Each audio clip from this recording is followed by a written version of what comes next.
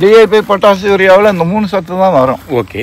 எப்போ வெயில் நிறைய அடிக்குதோ அப்போ இந்த ஆயில் சம்பந்தப்பட்டது நீங்க அடிச்சிட்டீங்கன்னு சொன்னோம்னா வெயிலுடைய தாக்கம் ஒரு 20 நாளைக்கு முன்னாடியே காஞ்சி போகுதுன்னு சொன்னோம்னா 20 நாளைக்கு அப்புறம் தான் காஞ்சி போகும். ஒரு 30 குண்டால் வந்தோம்னா ஒரு 20 குண்டால் மகசூலாவது விவசாயிக்கு மிஞ்சும். இதுதான் எனக்கு ஆச்சரியமா இருக்கு. மொத்தம் பூவே வராது, திருப்பி ஒரு தடவை அடிச்ச உடனே 2ஆம் நாள்ல பூ வருதுன்னு சொன்னதுதான் எனக்கு.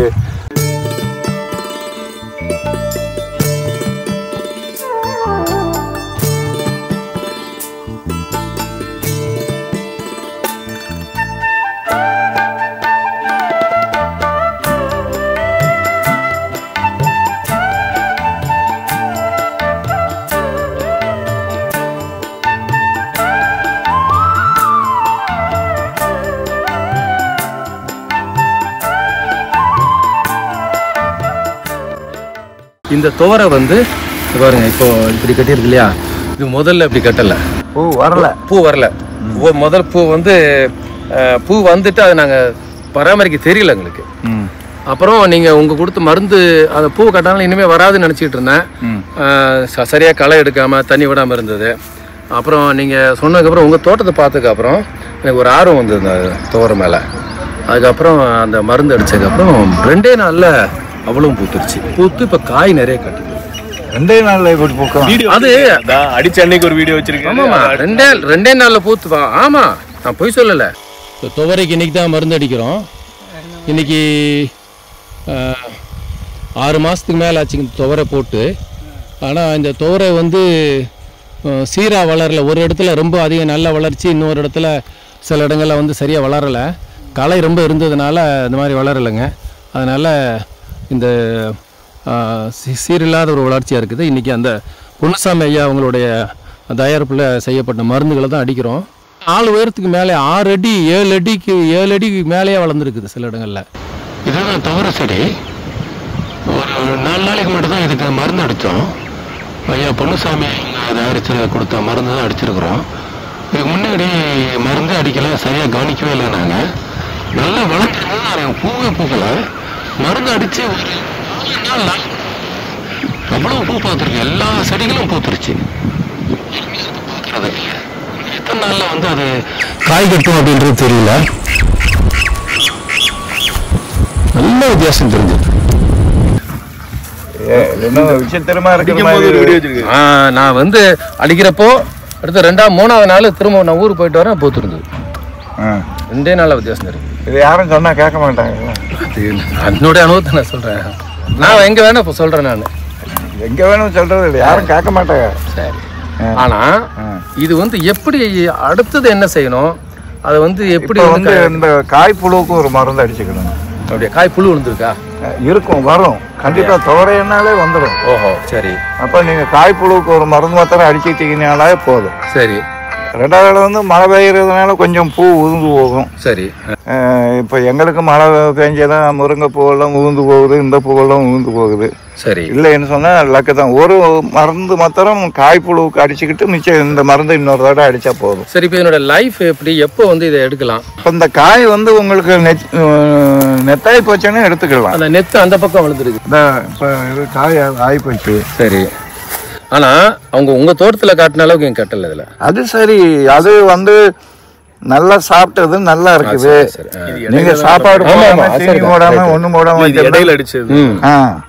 நான் இனிமே அதை வந்து கழிச்சிடலான்ற மாதிரி நிலைமையில இருக்கிறப்போ நீங்க கூட சொன்னீங்க இனிமே எதுக்கு அடிக்க போறீங்கட்டு. இருந்தாலும் பரவாயில்ல அடிச்சு பார்க்கலான்னு சொல்லி தான் அதை அடிச்சு பார்த்தா நல்ல வித்தியாசம் தெரியும். ஒவ்வொரு ஜாதியை வச்சு இந்த பருப்பு கூட பெருசு இருக்கும். அவரு சனியில் அவரு தான் சொன்னாரு, நான் ஒரு கிட்டத்தட்ட செத்து போன ஒரு செடி கூட விட்ட வந்துருச்சுன்னு சொல்லி சொன்னாரு. சரி நான் அடிச்சு பாக்குறேன்னு சொல்லி அந்த 1/2 ஏக்கர் அடிச்சு பார்த்தேன். நல்ல வித்தியாசம் தெரியும்.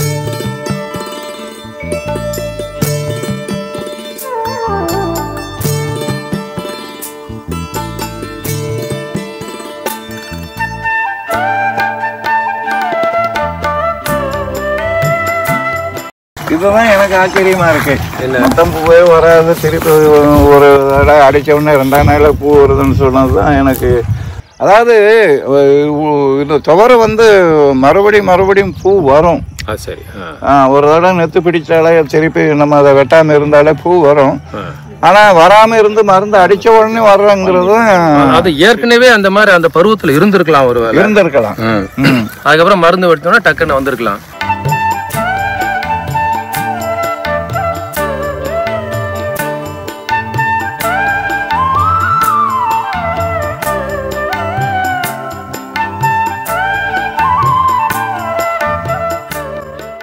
ஒட்டு மொத்தத்துக்கு நான் சொல்ல வர்றது என்னன்னு, தமிழ்நாடுல நம்ம தென்பகுதி எல்லாமே மக்காச்சோளம் நிறைய பேர் போடுறாங்க. இந்த இது மூலியமா, இந்த வீடியோ மூலியமா நம்ம வந்து ஒவ்வொருத்தரும் வந்து நம்ம ஆபீஸ்க்கு வந்து கேட்டுக்கிட்டு போறதுக்கு வாய்ப்பு இல்லாதவங்களுக்கு நான் சொல்றேன், நீங்க என்னமாவது பண்ணிக்கிங்க, இல்லை என்ன உரத்தையாவது போட்டுக்குங்க. நிறைய மகசூல் எடுக்கணும்னு சொன்னோம்னா உரத்தை கொஞ்சம் கூட கொஞ்சம் போட்டுக்கிட்டு, இல்லை பண வசதி இல்லாதவங்க கூடாம ஒரு 15 கிண்டால் எடுத்துக்கிட்டு இருக்கிறவங்க ஒரு 30 கிண்டாலுக்கு போவோம்னு எண்ணம் இருக்கிறவங்க நீங்கள் என்ன உரமாவது போட்டுக்கோங்க. கீழே போடுறது மேலே மாத்திரம் ஒரு 4 தடவை மாத்திரம் நீங்கள் நட்டின 15ஆவது நாள், 30ஆவது நாள், 45ஆவது நாள், 60ஆவது நாள் நீங்கள் மேலே மாத்திரம் 1 ஏக்கருக்கு 2 லிட்டர் ஆயில், 1 லிட்டர் சீவீடு மாத்திரம் நீங்கள் ஸ்ப்ரே பண்ணிக்கிட்டீங்கன்னா ஒரு 1500 ரூபா வரும்னு வச்சுக்கோங்களேன். ஒரு தடவைக்கு 4 தடவை அடிச்சோம்னு சொன்னோம்னா ஒரு 6000 ரூபா வரும். 6000 ரூபாய்க்கு கிட்டத்தட்ட ஒரு 10 கிண்டாலுக்கு மேலே 15 கிண்டால் வரைக்கும் மகசூல் வந்துடும். ஒரு 2 குண்டால் மக்காச்சோளத்துக்கு 2 கிண்டால் மக்காச்சோளம் இல்லை 3 கிண்டால் மக்காச்சோளத்தை நம்ம செலவு பண்ண 3 கிண்டால் அதுக்கு முன்னாடி டிஐ போட்டது ஒரு 7-8 கிண்டால் 9 கிண்டால் 10 கிண்டாலுக்கு நம்ம பண்ணிக்கிட்டாலும் கூட ஒரு 30 கிண்டால் வந்தோம்னா ஒரு 20 கிண்டால் மகசூலாவது விவசாயிக்கு மிஞ்சும். புழு மருந்து அடிக்கத்தான் செய்யணும். யார் இருந்தாலும் அடிக்கத்தான். குருத்து புழு இருந்தாலும் அந்த குருத்து புழுவுக்கு அந்த 10-15 நாள்ல ஒரு இளம் டயத்துல வரும். இல்லைன்னு சொன்னா முதுமையான அந்த கருது வாங்குறப்ப வரும் ஒரு தடவை. அது நீங்க உங்க இதுல மருந்து இருக்கு அதுக்கு? நம்ம இதுல அவங்க இது செய்யாத வேலையை செய்யறதுக்கு நம்ம வச்சிருக்கோம். அந்த குருத்து புழுக்கு உங்ககிட்ட மருந்து வாங்கி அடிச்சேன் நான். ஆமா, குருத்து புழுவுக்கு நம்ம கிட்ட மருந்து இருக்கிறது ஒரு 100க்கு 90% நம்ம அது கிளியர் ஆகும். நல்ல வித்தியாசம் தெரிஞ்சது. நான் இதுக்கு முன்னாடி 2 தடவை குருத்து புழுக்கு மருந்து அடிச்சிருக்கிறேன். இதுக்கு முன்னாடி உள்ளதில்ல செத்து 30% 60% செத்துச்சு. இப்போ வந்து குருத்து புழு கிட்டத்தட்ட இல்ல, இருக்காது. இந்த மக்காச்சோளம் போட்டு 50 நாள் ஆகுதுங்க இன்னைக்கூட. இது வந்து 3ஆவது முறையா மருந்து அடிக்கிறோம். முதல்ல வந்து களைக்கொல்லி மருந்து அடித்தோம், 2வது வந்து பொன்னூஸ் அவங்களுடைய மருந்து அடித்தோம், 3ஆவது முறையாக அவங்க மருந்து 10 நாள் மேலே ஆச்சு. 41ஆவது நாளில் ஒரு மருந்து அடித்து இப்போ 50ஆவது நாளில் ஒரு மருந்து அடிக்கிறோம். மருந்து அடித்ததுக்கப்புறம் நல்லாவே தெளிவாக இருக்குது. இல்லை குருத்து பூச்சிக்கு இந்த பொன்னூசா ஐயா அவங்களோட கொடுத்த மருந்து தான் அடித்தோம், அது மாறிடுச்சு. அதுக்கப்புறம் ஒரு தண்ணி விட்டுக்கிறோம். இப்போ இந்த மருந்து அடித்ததுக்கப்புறம் இன்னொரு தண்ணி விட்டால் நல்லா வளருன்ற நம்பிக்கை இருக்குது. அப்புறம் வளர்ச்சி வந்து இப்போது கொஞ்சம் ஈவனாக இருக்குது. முதல்ல ரொம்ப ஏற்றத்தாழ்வு நிறையா இருந்தது, இப்போ ஈவனாக இருக்குங்க. அப்புறம் இன்னொரு 10 நாளில் இன்னொரு மருந்து 60 நாளைக்குள்ளே 6 மருந்து அடிக்க சொல்லியிருக்கிறாரு. நம்ம இதை முதல்ல தெரியாதனால இப்போ நான் 4 மருந்து அடிச்சிருக்கிறோம். பரவாயில்ல. இந்த இதில் மகசூல் வந்து ஏக்கருக்கு வந்து 30 குண்டாலுக்கு மேலே வந்தாலே திருப்திகரமாக இருக்கும். பொன்னுசாமி ஐயா என்ன சொல்கிறாங்கன்னா அது வந்து 40 குண்டால் 50 குண்டால் வரைக்கும் வரதுக்கு வாய்ப்பு இருக்குது அப்படின்றாங்க. பார்க்கலாம். ஒரு மருந்து இதில் அடிச்சுக்கலாம் அதுக்கு நடுவில். ஆமாம், இப்போ நீங்கள் இந்த பலத்துக்காக ஒரு மருந்து அப்புறம் இந்த அடி உரம் போடணுமா?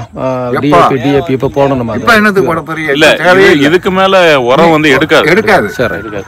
எல்லாமே 40 நாள் 45 நாள் 60 நாளைக்குள்ள உங்களால எவ்வளவு உரம் போட முடியுமோ அவ்வளவு உரம் போட்டுங்க. எல்லா விவசாயிகளுமே அது தாண்டி போட்டதுல ஒன்றும் பிரயோஜனமே இருக்காது. சரி, ரைட். ஐயா, நானோ யூரியா, நானோ டிஏபி, நானோ இது வந்து நம்ம வந்து இந்த டயத்தில் அடித்தா ஒரு 50 நாளில் அடித்தா யூஸ்ஃபுல் இல்லையா? அந்த யூரியா வேலைக்கே போக வேண்டாம் அப்படின்னு நான் சொல்லுவேன். ஓகே, நீங்கள் இப்போ அடித்த மாதிரி நம்ம ஆயில் மற்றதான் அடிச்சுக்குங்க. ஓகே, அதை விட உங்களுக்கு 2-3 மடங்கு ஜாஸ்தியாக வர்றதுக்கு வாய்ப்பு இருக்கு.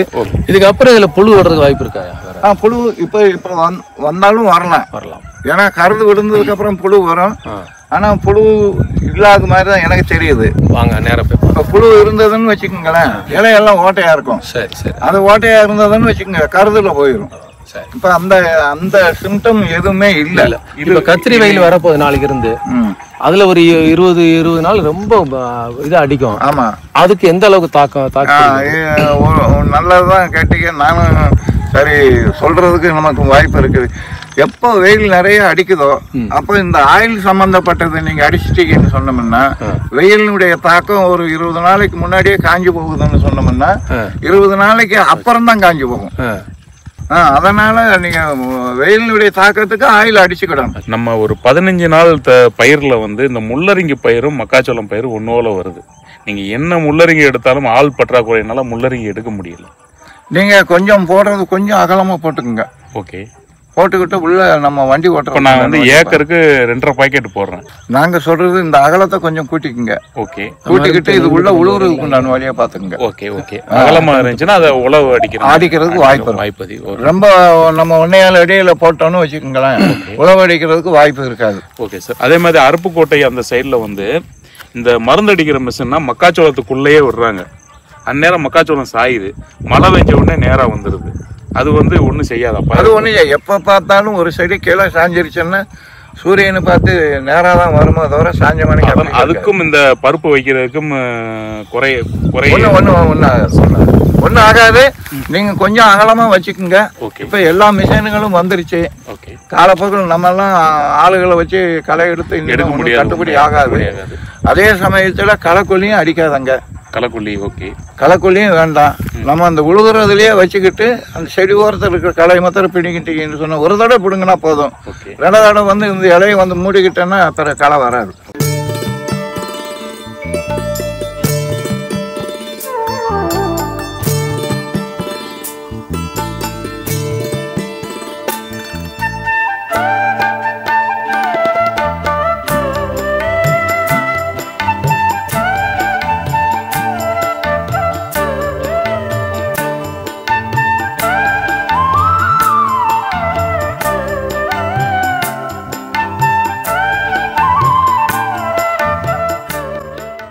பதினஞ்சு நாள் பயிரில் நீங்கள் தண்ணி விட்ட உடனே வெள்ளைப்பயிர் விழுகுது.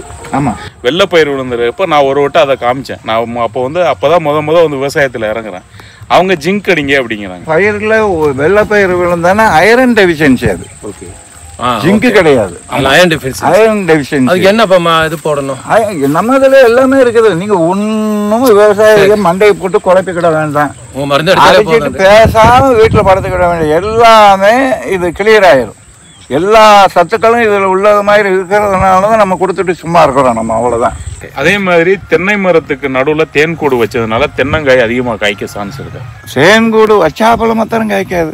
தென்னைக்கெல்லாம் நீங்க உங்களால எவ்வளவு உரம் வைக்க முடியுமோ அவ்வளவு உரம் வச்சிருங்க. எவ்வளவு காய் வருதோ பின்னாடி பார்ப்போம். இப்ப நாங்க இப்ப இங்க முழுக்க நாங்க நீங்க வந்து முழுக்க இங்க நாங்க வந்து விவசாயம் பண்றது வந்து நம்ம பகுதி மக்களை ஏதாவது கொஞ்சம் முன்னுக்கு கொண்டு போவோம்ங்கிற ஒரு வித்தியாசம் அங்கே பண்ணிக்கிட்டு இருக்கோம். வீடியோ எல்லாம் பார்த்தேன் சார், அதுல இருந்து எனக்கு மோட்டிவேஷன் அது இருக்கிற போய் தான் உங்ககிட்ட இந்த டவுட் எல்லாம் நான் கிளியர். அதனால தான் பண்றேன். ஏன்னு சொன்னோம்னா நமக்கு இது வரைக்கும் இவ்வளவுதான் உரம் போடுங்க, மக்காச்சோளத்துக்கு பருத்திக்கு இவ்வளவுதான் உரம் போடுங்க, மிளகாய் செடிக்கு இவ்வளவுதான் உரம் போடுங்கன்னு யாரும் சொன்னதே கிடையாது. நம்ம தாய் தகப்பன் செஞ்சுக்கிட்டு வந்தது அப்படியே காசு இருந்தா செஞ்சுக்கிடுறோம், காசு இல்லைன்னா அதையும் விட்டுடுறோம். சார் நீங்க வந்து ஒரு வீடியோல சொல்லியிருந்தீங்க, நீங்கள் வந்து ஒன்று வச்சு பாருங்க, அது வரலன்னா இன்னொரு டைப்பில் வச்சு பாருங்கன்னு ஒரு வீடியோவில் சொல்லியிருந்தீங்க. அந்த டைப்பில் தான் நான் பலாமரம் ஒரு 10 டைப்பில் வச்சுருக்கேன். இந்த மண் சரளி போட்டு வச்ச இடத்துல பலாமரம் அதிகமாக வளர்ந்துருக்கு.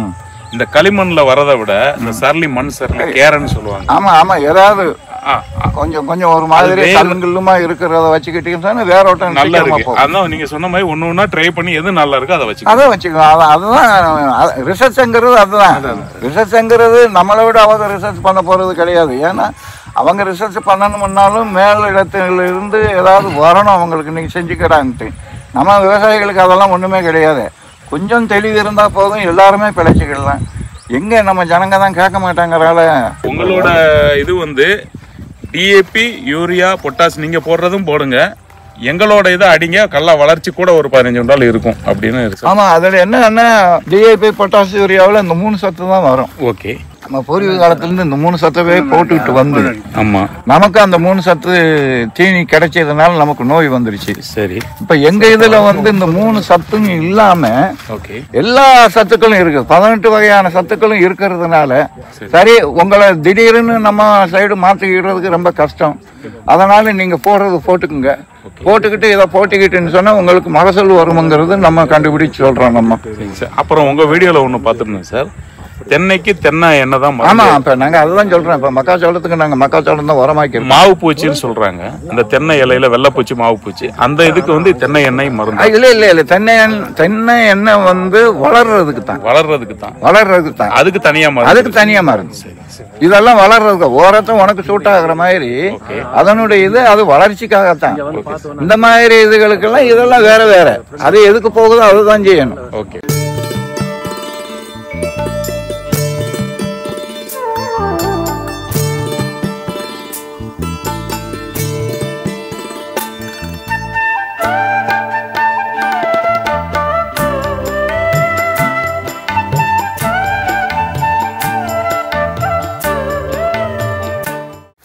நிறைய ஆக்டிவான இது விஷயங்கள் சொன்னது ரொம்ப நன்றி சார்.